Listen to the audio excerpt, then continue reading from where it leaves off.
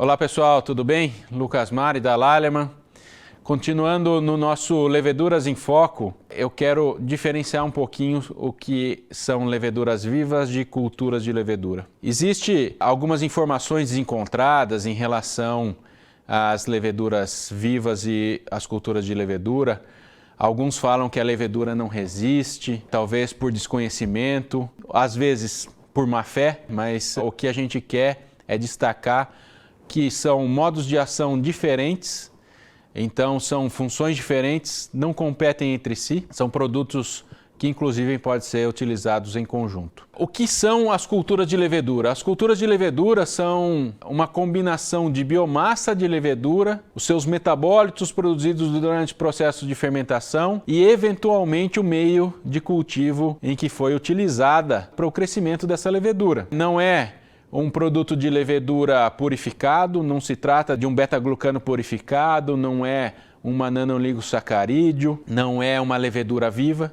É um meio em que o micro-organismo cresceu e traz os seus metabólitos mais o próprio meio de cultivo. Normalmente, a cultura de levedura cresce em um meio específico, ele é inoculado com essas células de levedura e, posteriormente, sob condições controladas, ele seco para posteriormente ser utilizado. Essas leveduras, elas fermentam esses açúcares presentes nesse meio de cultivo e produzem uma variedade de compostos, peptídeos, álcoois, aminoácidos, ésteres, outros ácidos orgânicos, e essa composição de metabólitos é que vai ser utilizada para desempenho animal. Só que a cultura de levedura, melhor dizendo, ela não existe um nível de garantia de células dessa levedura, em função que não precisa ocorrer esse tipo de informação para o processo de produção e do uso dessa levedura, desse cultivo. Quais são as diferenças entre uma levedura viva e uma cultura de levedura? Para a nutrição de ruminantes, normalmente a levedura viva está em uma contagem de bilhões de células, e normalmente são fornecidas alguns bilhões de células por animal por dia. Como vocês viram nos outros módulos,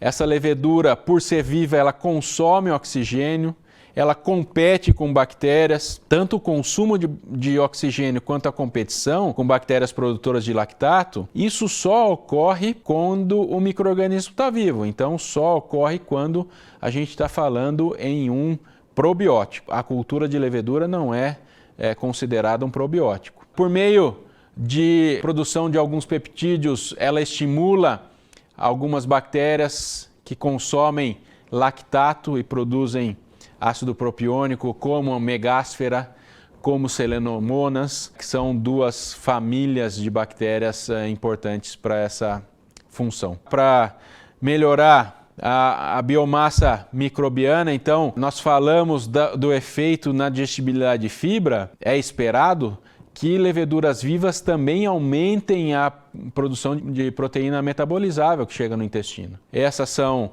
partes do modo de ação da levedura viva que melhora o ambiente ruminal. Por sua vez, a cultura de levedura, ela é fornecida numa quantidade maior, ele é um substrato para a microbiota que está dentro do rumen, fornece aminoácidos, vitaminas, assim como a levedura viva, nesse caso, de maneira diferente o processo desse fornecimento. Aqui está pelo aumento da síntese de proteína microbiana, aqui está possivelmente até pela produção de aminoácidos no processo de cultivo da levedura nessa cultura. Então, promove aí o efeito nutricional dos micro-organismos ruminais. Vocês veem que são produtos diferentes, como eu falei, não competem entre si, têm mecanismos de ação bastante distintos, deixando claro, levedura viva tem que permanecer viva. No premix, na ração, dentro do trato gastrointestinal do animal, seu efeito ocorrer.